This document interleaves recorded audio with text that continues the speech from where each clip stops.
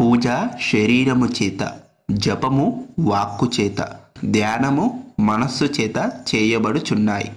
పూజ కంటే జపము, జపము కంటే ధ్యానము ఉత్తమమైనది. కర్మను యోగ మార్గమున ఆచరించిన చిత్తశుద్ధి కలుగుతుంది. అరిషడ్వర్గ ప్రభావము వలన కలిగిన మనోచాంచల్యము తొలుగుతుంది. అంతఃకరణము పూర్తిగా నిశ్చలము కావాలన్న భక్తే అవసరం. భగవంతుని యందు చూపించు ప్రేమయే భక్తి. పూజ చేయునప్పుడు శారీరకముగా పూజ కార్యక్రమాలు నిర్వర్తిస్తూ ఉంటాము. స్తోత్రములు లేక మంత్రములను వాక్కుతో ఉచ్చరిస్తూ ఉంటాము. మనస్సును దైవము యందు నిలిపి ఉంచుతాము. కనుక శరీరము, వాక్కు, మనస్సు మూడును పనిచేస్తూ ఉంటాయి.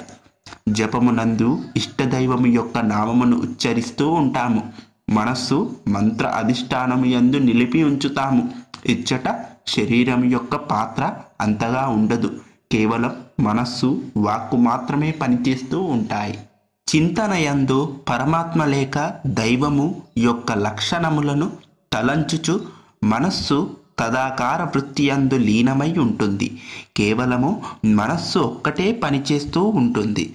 కనుక పూజ కంటే జపము, జపము కంటే చింతన ఉన్నతమైనవి. కానీ ఇవన్నీ సాధకునికి మెట్లు వంటివి. క్రొత్తగా సాధన ప్రారంభించిన వానికి ఒకేసారి చింతన సాధ్యము కాకపోవచ్చు. ఎవరి సామర్థ్యమును ఉన్న స్థితిని బట్టి వారు ఆచరించవలెను.